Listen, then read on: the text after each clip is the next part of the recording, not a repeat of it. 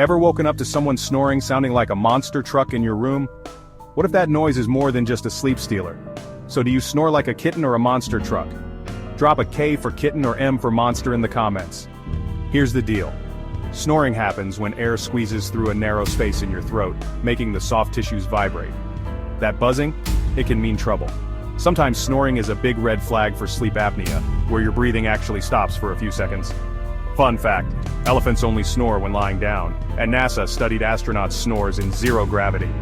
Even losing 10% of your weight can cut snoring in half. What if your snoring is your body's SOS signal? Ever tried recording your own sleep? Hit follow if you want to uncover the strangest science behind your body while you sleep.